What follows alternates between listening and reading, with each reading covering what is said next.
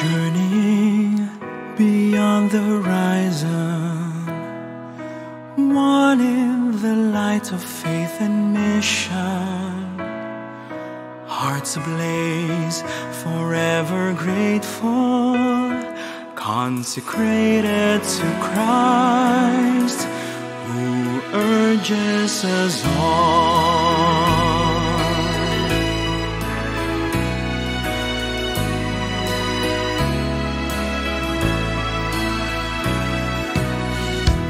We are called for the mission, forged in the heart of Mary, inspired by the life of communion, transformed in the spirit of Claret,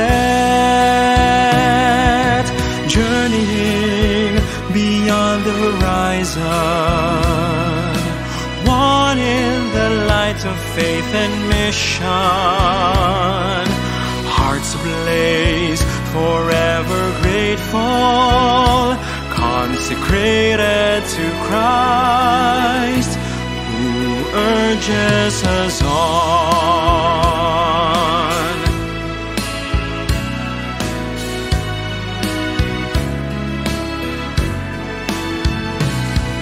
Sent to proclaim the word, forth we go in the service of the people, in prophetic solidarity, in justice and peace, witnesses of mercy and compassion,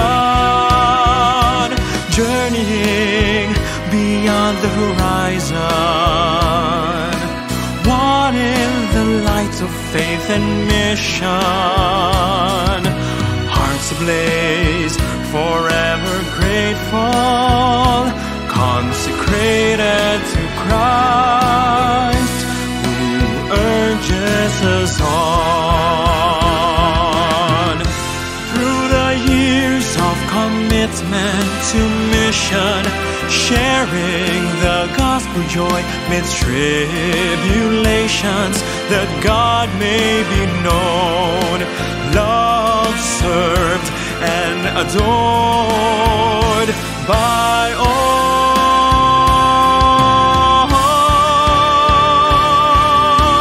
journeying beyond the horizon, one in the lights of faith and mission, hearts ablaze, forever grateful, consecrated to Christ, who urges us on,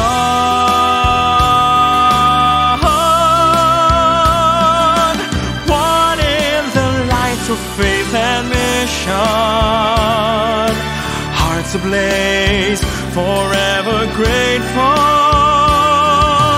We are missionaries, we adore, we proclaim,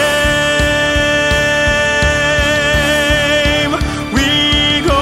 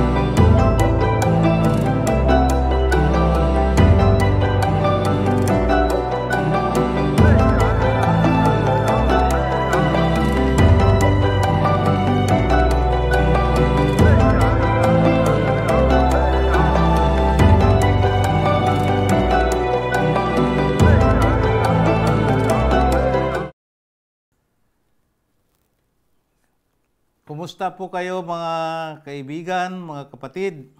Saan mang dako kayo naroon sa mundo, dito sa Pilipinas. Binabati ko po kayo at isang magandang mapagpalang gabi po sa inyong lahat. Ako po si Father Dodong Cleope, isang Claretian missionary na taga Bohol.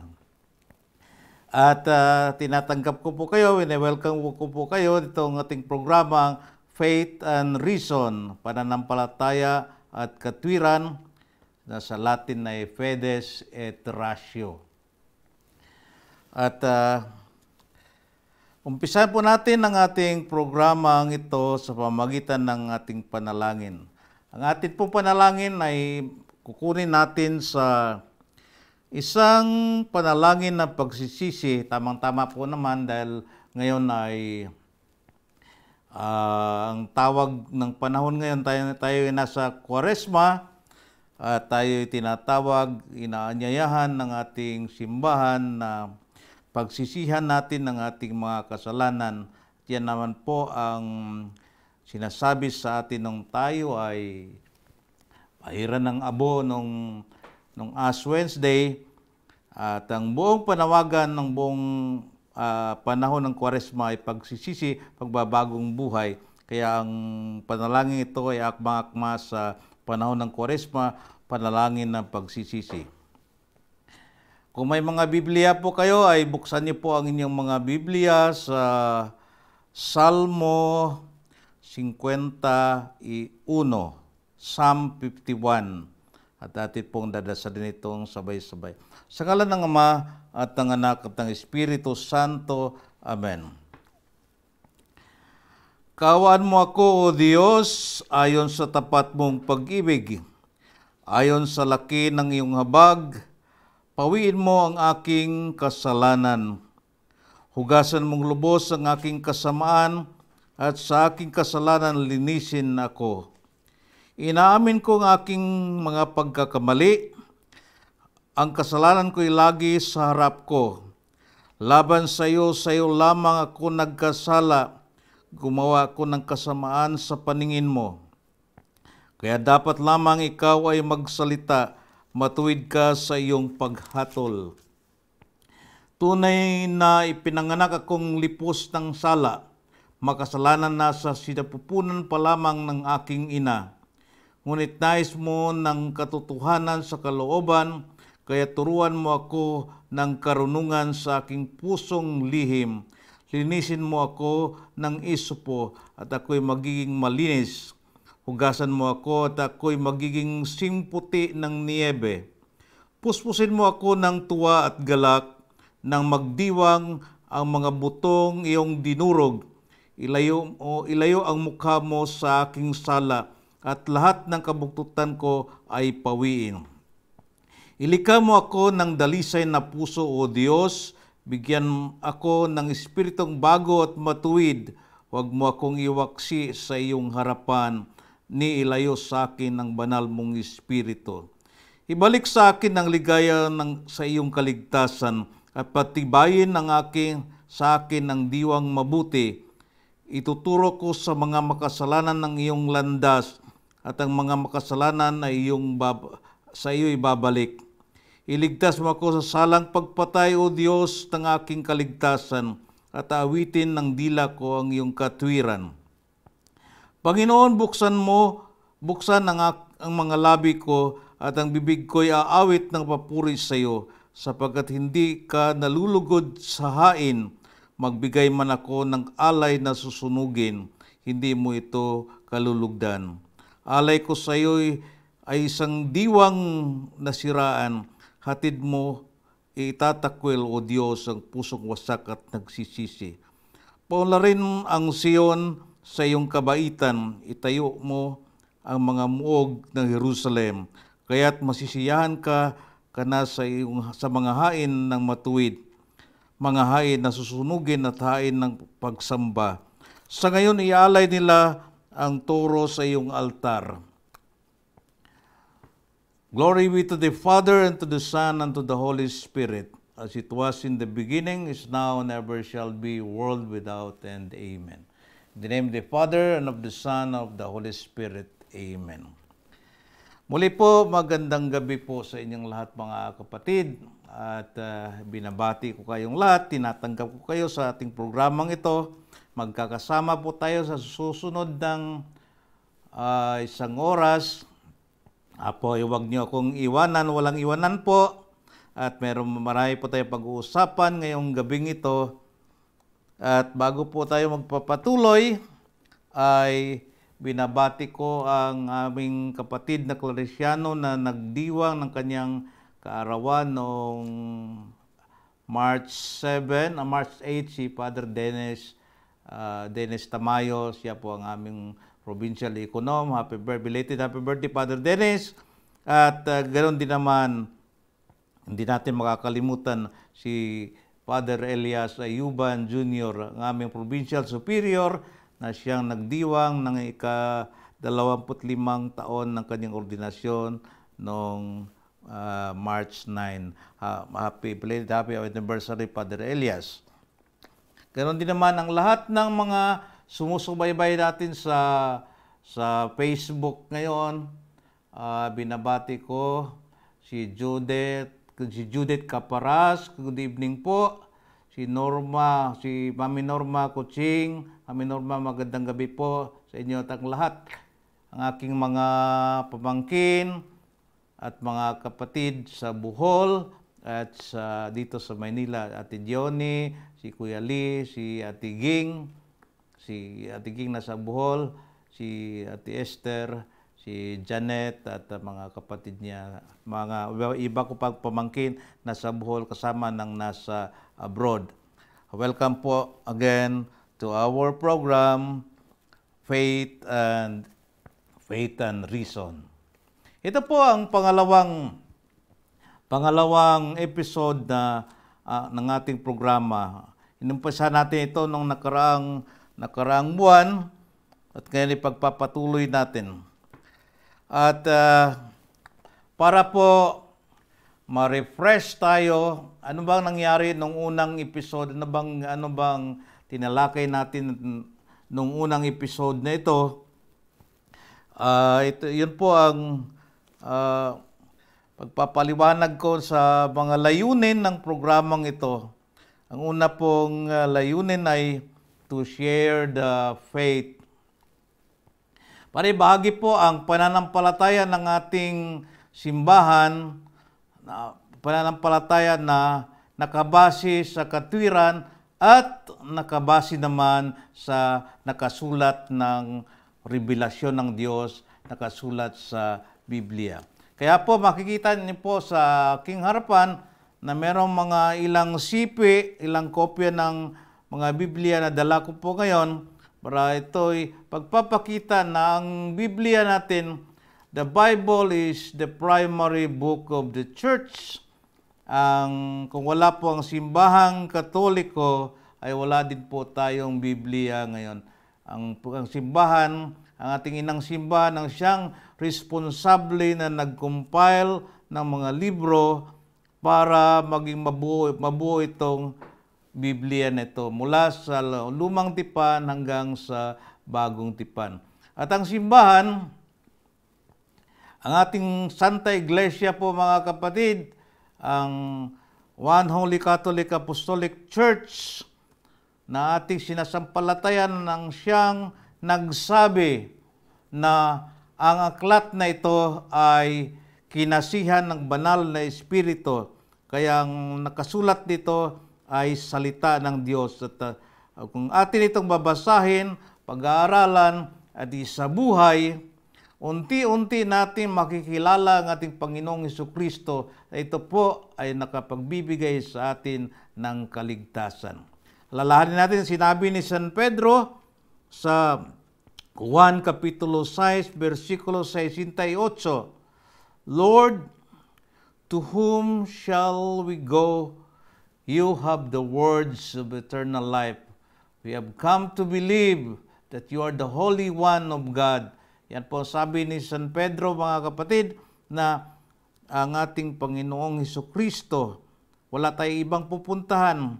ang ating Panginoong Jesucristo makapagbibigay sa atin ng kaligtasan at makikilala lamang natin siya sa pamamagitan ng pagbabasa ng mga salitang nakasulat sa banal na aklat ito, sa Bibliang ito. Kaya mga kapatid, papaliwanag ko sa every episode natin na meron na isang topic na ating pag-uusapan na kung saan ipapaliwanag po natin dito ang ating pananampalataya na nakabase sa Biblia at tamang pangangatwiran. Kaya ang programang ito ay pinamamagatang Faith and Reason.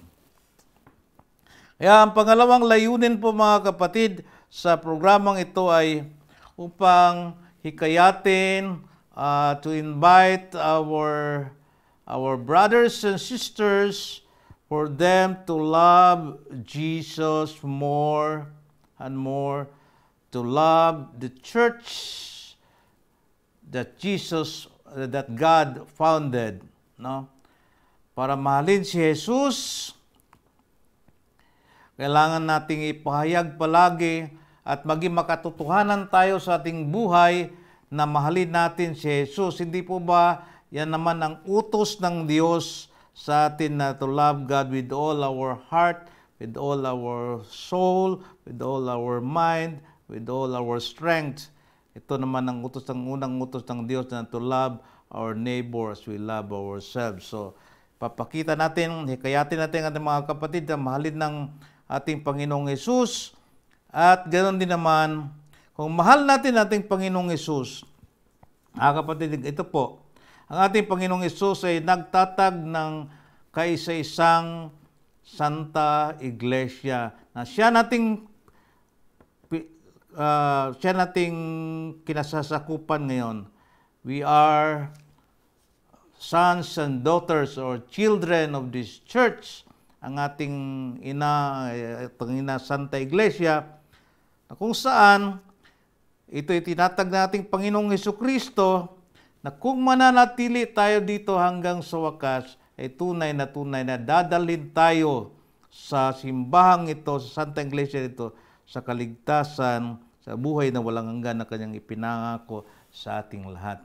So mahalin natin ang simbahang ito sa pamamagitan ng pag-aaral ng kanyang mga aral, mga katuruan, at ipagtanggol din natin laban sa panunuligsa ng ating mga kapatid na nahihiwalay sa ating pananampalataya. So mahalin si Jesus, mahalin ang kanyang simbahan na itinatag, ang Santa Iglesia Katolika, at ganoon din naman mahalin natin ang Biblia, ng mga salita ng Diyos na nakasulat sinulat sa isang libro. Ito po ang ating dalawang layunin, bahagi ang pananampalataya, ipaliwanag pananampalataya na may katwiran na nakabatay sa banal na aklat, at mahalin natin si Jesus, kanyang simbahan, at ang banal na salita ng Diyos. At ibinahagi ko nga po ang aking karanasan bilang isang miyembro ng Catholic Faith Defenders Group nung binahagi ko na first time na pinagtanggol ko ang ating simbahan ay kung nung meron akong pinsan na nagsasabi na hindi totoong Diyos ang ating Panginoong Jesucristo. At meron akong kaunting alam noon tungkol sa aral na ang ating Panginoong Jesucristo ay totoong Diyos at totoong namang tao. Kaya hindi ko pinapalagpas, sinagot ko po at binigyan ko po siya ng napakaraming bersikulo mula sa Biblia na pagpapatunay ng ating Panginoong Jesucristo ay tunay na Diyos. Yun po ang umpisa na napamahal ko po ang pagtatanggol sa ating pananampalatayang sa mga aral ng Diyos na itinuro ng ating Santa Iglesia na ating kinasasakupan, mga kapatid. Ayun po. At hanggang ngayon ay nararamdaman ko na kailangan nating ipagpapatuloy ang banal na gawaing ito, sapagkat po kailangan lang natin na ito rin po ay utos ng mga apostol ayon kay San Judas hindi Judas Iscariote, Judas Tadeo, Kapitulo 1, versikulo 3, na ipagtanggol natin ang ating pananampalataya na ibinigay sa mga banal. So, pananampalatayang Katoliko na ipinagkaloob sa mga pinagkatiwala sa mga banal. Kaya din man sinasabi ni San Pedro na sa 1 Pedro 3:15, sinasabi ni San Pedro na kailangan maging handa tayo bilang mga Kristiyano, maging handa tayong sumagot sa lahat ng mga nagtatanong sa atin tungkol sa ating pag-asa.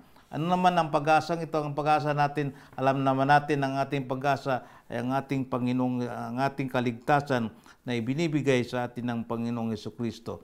At tayo ay matatamo lamang natin ng kaligtasan kung tatanggapin natin ng ating Panginoong Jesucristo, ang ating tagapagligtas, at ililigtas niya tayo sa loob ng ating pamayanan, sa loob ng ating Santa Iglesia.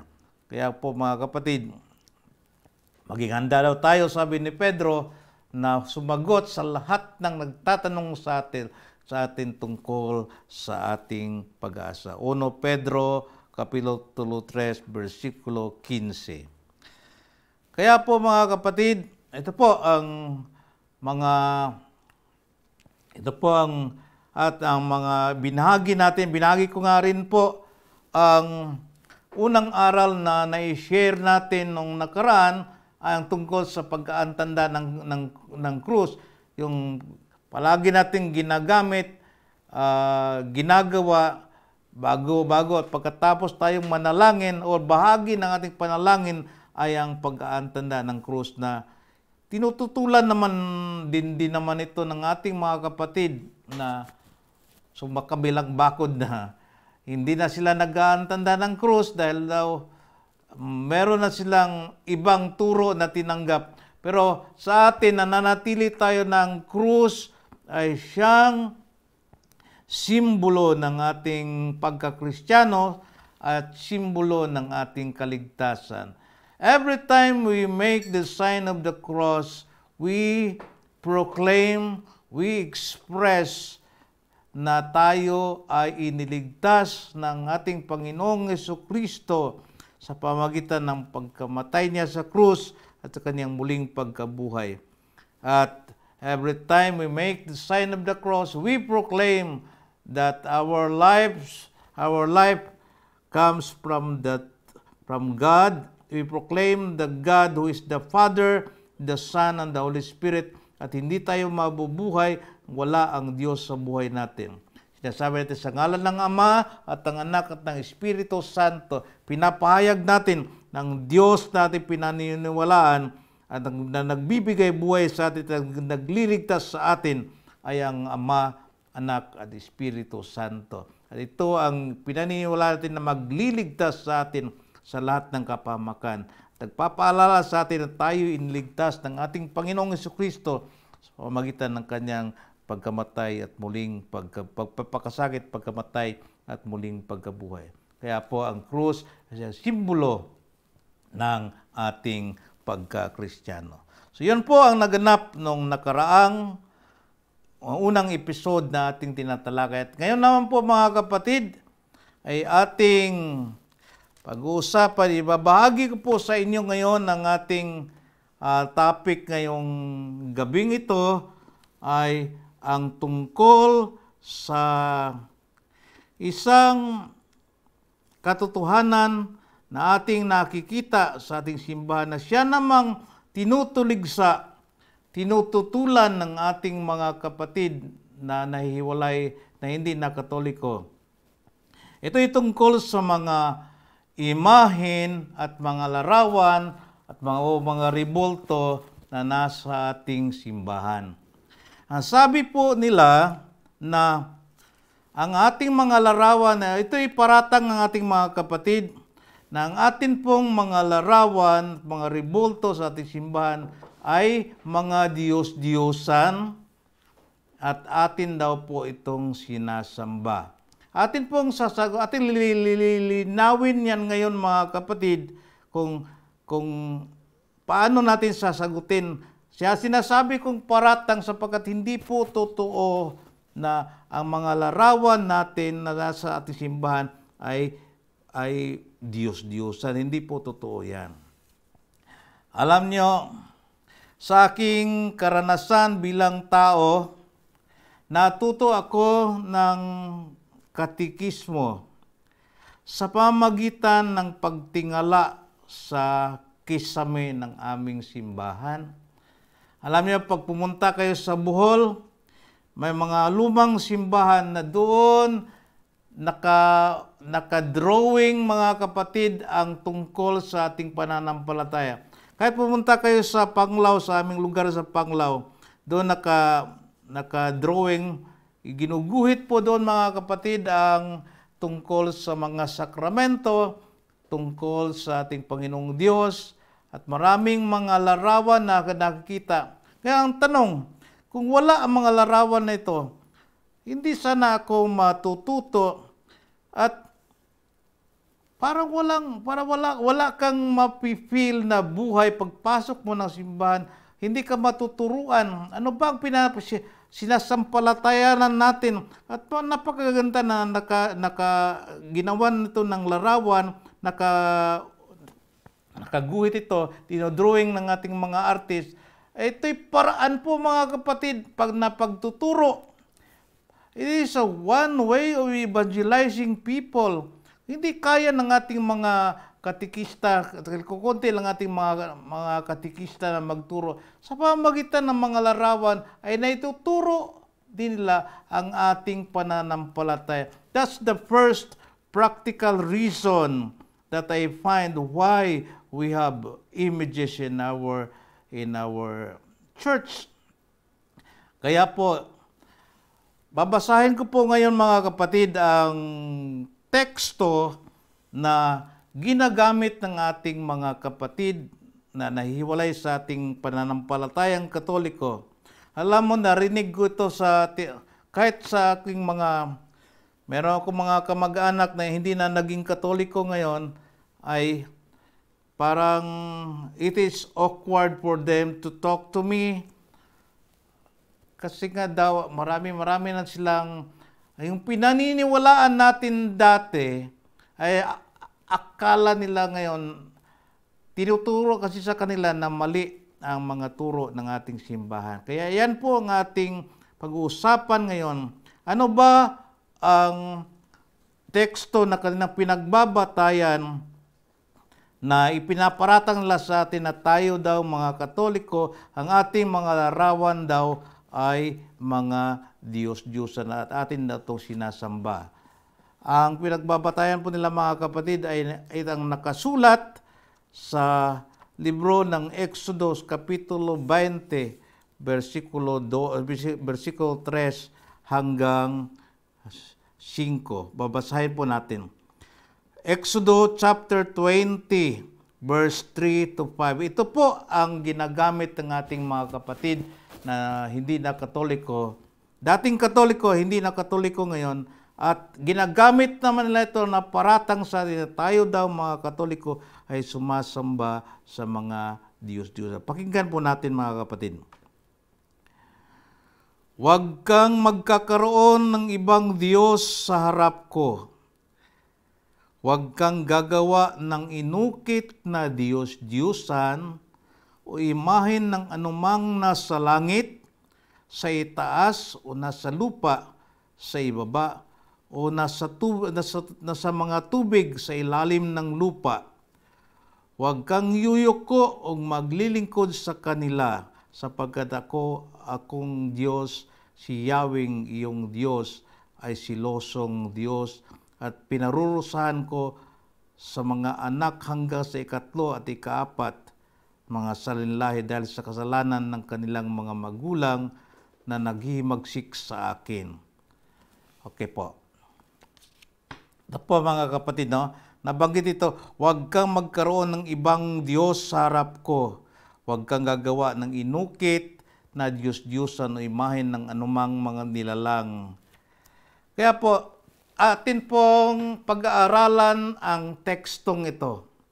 Ito yung sinasabi ni Father Alex, What is the world behind the text? Ano bang konteksto dito? Anong istorya dito? Bakit ba sinulat ito na huwag kayong gumawa ng larawan? At ano ba ang larawan na pinagbabawal po dito? At ito ba ang mga larawan sa ating simbahan na makikita natin sa ating simbahan? At maliwanag naman po na napakalayo po mga kapatid. Ina natin.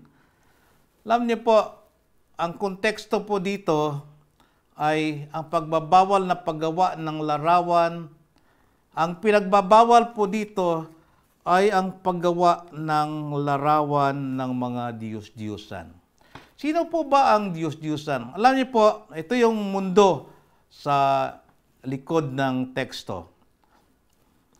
Alam mo ang bansang Israel ay napaligiran po sila ng mga bansa din at mga kultura at mga may relihiyon na sumasamba sa mga Diyos-Diyusan. Kahit basahin niyo po sa komentary ng chapter 20 ng Exodus sa Bibliang ito at kahit anumang Biblia, paghanapin niyo po ang mga Diyos-Diyusan na ito po isasagot nila yung mga Diyos-Diyusan na ginawa ng mga tao noon na hindi pa nila nakilala kung sino ang totoong Diyos. Kaya po gumawa sila ng Diyos-Diyusan. Pag sinabing Diyos-Diyusan, sa English po yan na idols. Pag sinabing Diyos-Diyusan, hindi totoong Diyos. Para po yung pira-pirahan, parang yung pagkainuulit po, hindi po yan totoo. Kaya, yan po. At nabasa ko nga po sa komentaryo dito na ang practice ng ibang kultura na napapalibot sa Israel, marami silang Diyos-Diyusan.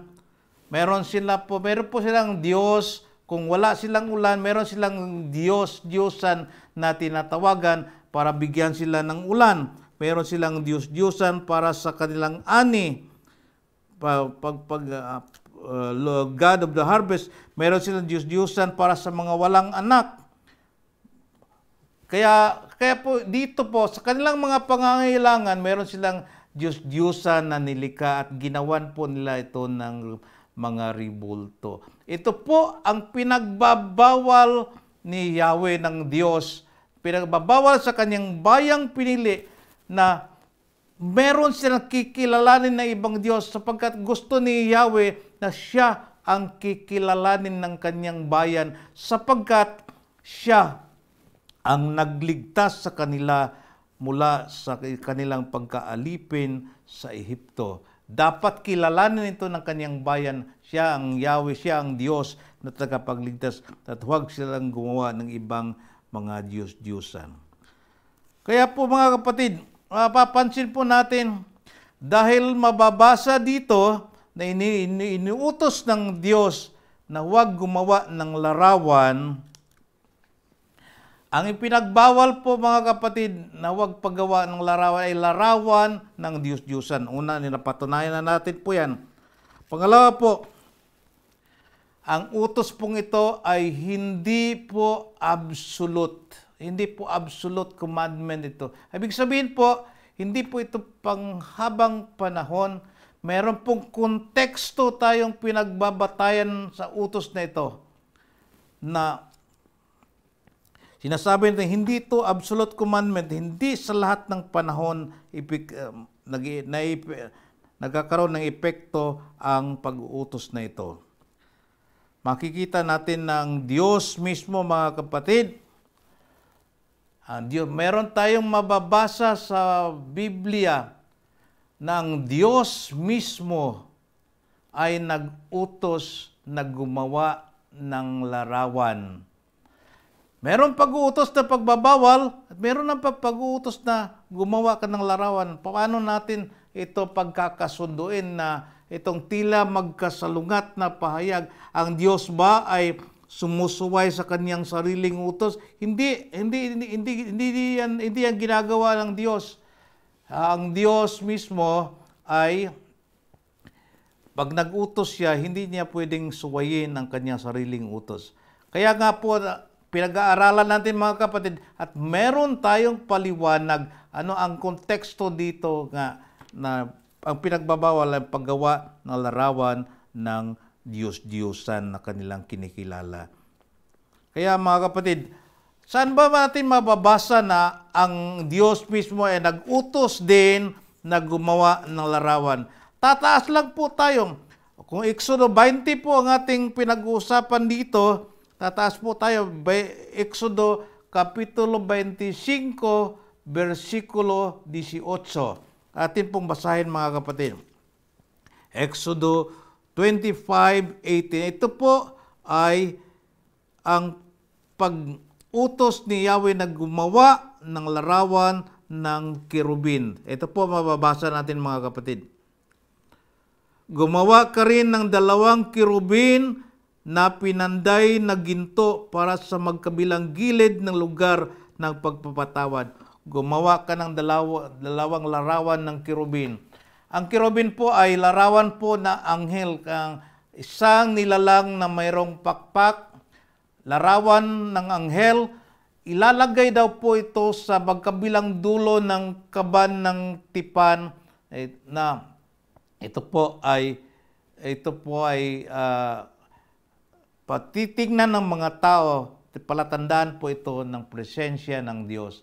Ngayon, meron naman palang utos ang Panginoong Diyos na gumawa ng larawan. So, ibig sabihin, hindi kaya nga natin sinasabing hindi absoluto, hindi absolute ang pagbabawal na paggawa ng larawan. Ito po ang ating pinagbabatayan mga kapatid, na meron tayong larawan sa ating mga simbahan sapagkat ang Diyos mismo ay nag-utos pala na gumawa ng larawan ng kerubin.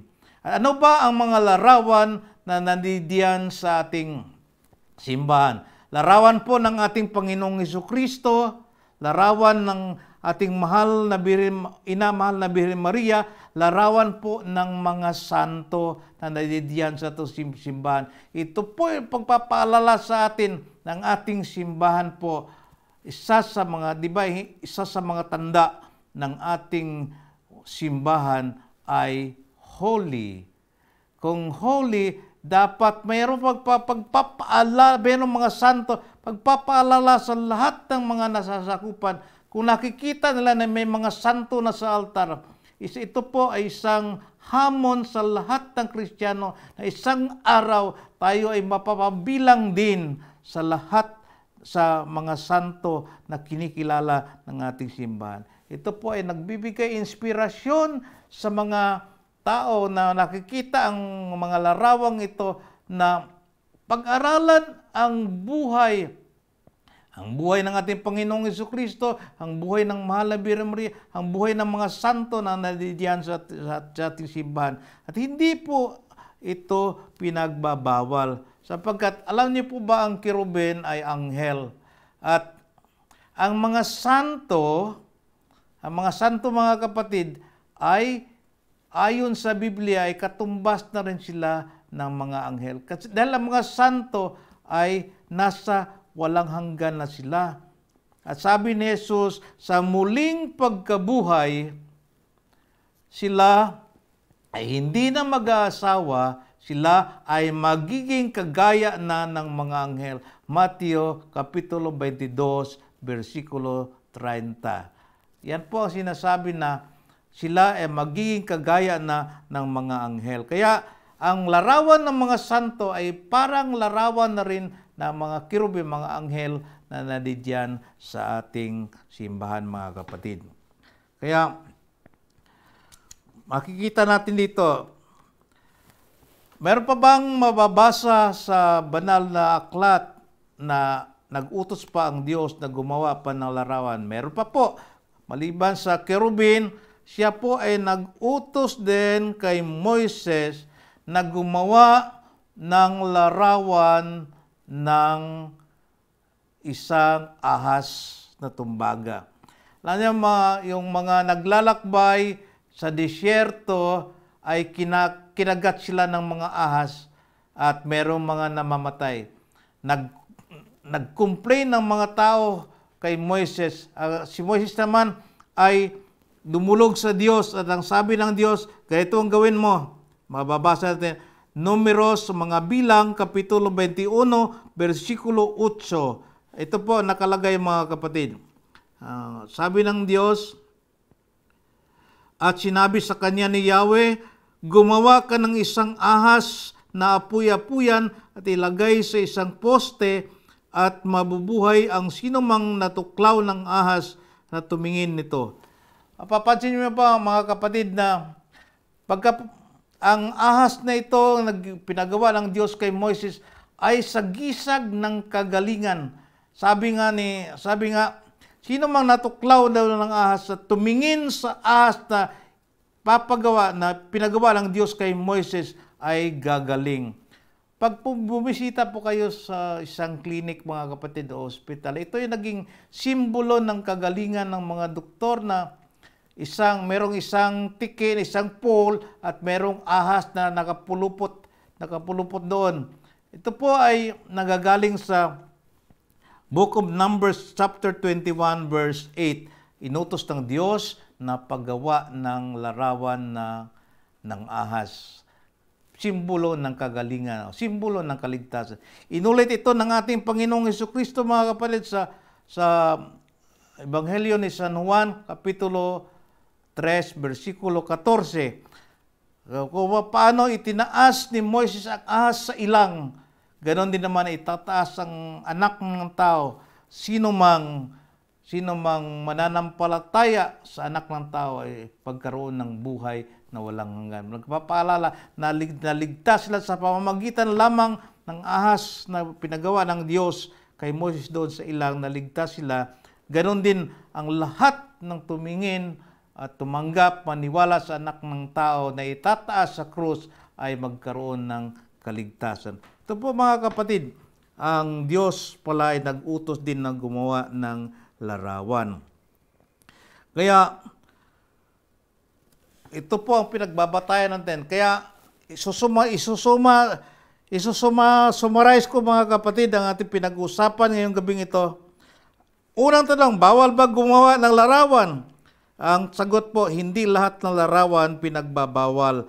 Ang larawan lang ng Diyos-Diyosan ang pinagbabawal na gawin para sambahin.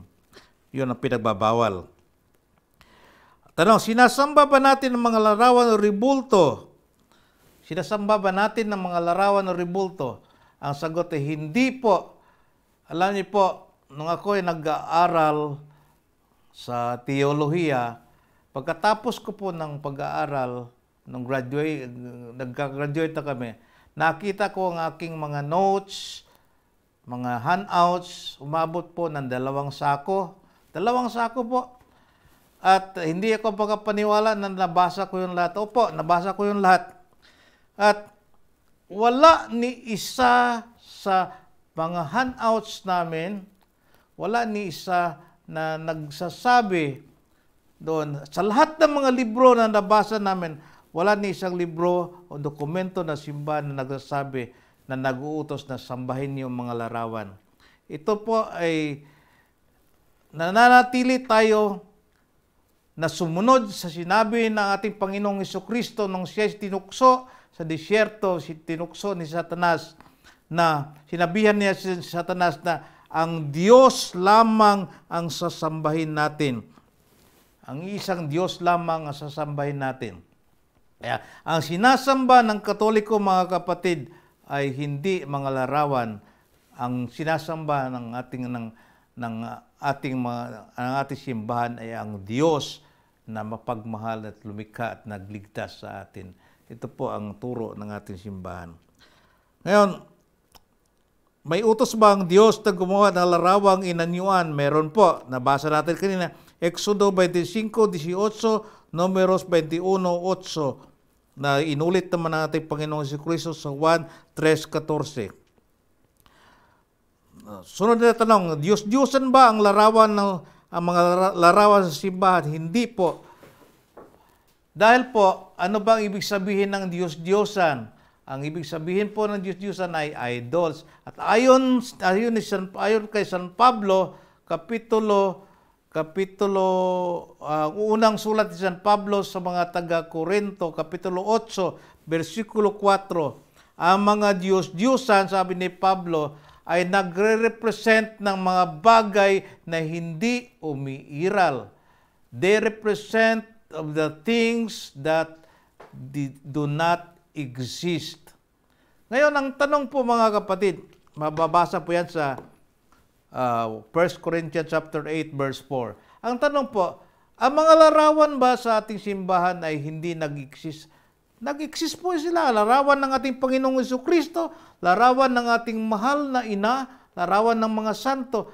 Meron po silang kasaysayan. Totoo na ipinanganak ang ating Panginoong Jesucristo. Maraming nakakakita. Totoo ang ating mahal na Birhen Maria. Totoo si San Jose. Totoo ang ating mga santo. Kaya hindi po sila kailanman magiging Diyos-Diyosan. Kaya po mga kapatid, sunod, napakaganda po ang ating pananampalataya. Hindi po ba tayo ay nilikha ng Diyos according to the image and likeness of God? At dahil diyan, we were created according to the image and likeness of God, meaning, kung ang Diyos ay creator and creative, tayo din mga tao ay magiging creative din. Kaya nakakagawa tayo ng mga larawan at mga ribulto. Ito'y tulong para sa atin, para lumalim pa ang ating pananampalataya. Tulong po sa atin para lumalim pa ang ating pananampalataya, mga kapatid. Kaya dahil sa pagiging malikhain ng tao, ang ating pagiging malikhain ay namana natin sa ating Panginoong Diyos na siyang lumikha po sa atin. At ito po ay napakaganda. Ito po biyaya ng Diyos. Ginamit lang natin ng ating talino at pagkamalikhain para mapalalim pa ang ating pananampalataya. Kaya po mga kapatid, alam niyo na po kung paano sasagutin ang ating mga kapatid na tumutuligsa sa atin na tayo sumasamba sa mga Diyos-Diyosan. Hindi po tayo sumasamba, wala pong aral sa atin na nag-uutos na sambahin natin ang mga larawan. At ang mga larawan natin sa ating simbahan ay hindi po mga Diyos-Diyosan, kundi larawan yan ng ating Panginoong Jesucristo, larawan po ng ating mahal na ina at ng mga santo. Ginagalang po natin sila at isa lang ating sinasamba. Ang ating sinasamba ay ang ating Panginoong Diyos. Kaya mga kapatid, bago po tayo magpapatuloy, binabati ko po si Esther Bado, na si Ma'am Esther, asawa ni Nong Midis ito. Good evening, Father Dudong, Istologa Cleope, magandang gabi, Ma'am Esther. Si Lani Alasio, watching you from Libertad, Tungawan. Nang Lani, magandang gabi po. Mayong gabi. Marilo Cobian Cleope, good evening. Si Flora Estrella Taneo, good evening po, Flora Estrella Taneo. Michael Cleope, watching Uncle Paz, Dodong Istologa Cleope. Jose Gonzalo MD, praise God. Dr. Dino, magandang mayong gabi. Sa lahat ng mga sumusubaybay sa atin ngayon mga kapatid, ay magandang gabi po sa inyong nawa po ay naranasan niyo ang pagmamahal ng Diyos at tayo naman ay tumutulong lang pagpapaliwanag dito sa ating pananampalatayang Katoliko. Ayan po ay isang announcement lang po. Bukas po, abangan po ninyo ang mag-guest po dito ay si Father, ang aming Provincial Superior. Atin pong mapapakinggan ang kanyang istorya ng bukasyon po. Si Father Elias po ang magsasalaysay sa atin sa kanyang vocation story. Abangan po ninyo bukas. At bilang panghuling pananalita po ay ito po ang masasabi ko. Ginagawa po natin ito pagpapaliwanag ng ating pananampalataya. Ginagawa po natin ito mga kapatid para hindi po natin tinitingnan ang ating mga kapatid bilang mga kalaban. Patuloy po tayong nagmamahal sa kanila. Nakakapanghinayang lang na iniiwanan nila ang totoong simbahang itinatag ng ating Panginoong Hesukristo, itinatag ng Diyos dahil lang sa mga maling paratang na ito. Napakarami na pong umiwan sa ating pananampalatayang Katoliko dahil lang sa mga ito. Kung napapaliwanagan sana sila ng maaga, hindi sila umalis sa ating pananampalatayang Katoliko. Tulong-tulong po tayo mga kapatid, kung mahal natin ang simbahan, tulong-tulong po tayo magpapaliwanag sa aral ng ating simbahan. Kaya po, ito po ang palaging sinasabi ko sa ating mga kapatid na protestante na magtulungan tayo.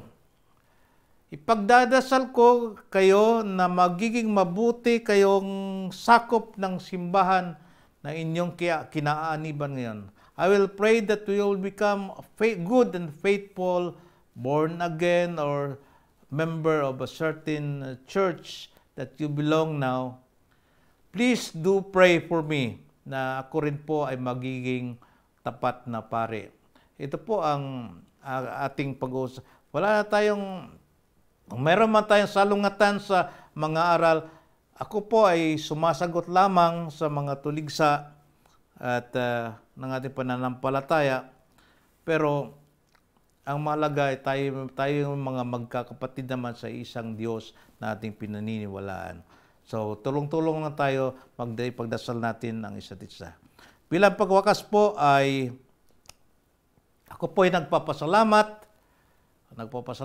sa inyong lahat, sa lahat ng mga sumusubaybay, sa lahat ng mga nagpapatuloy.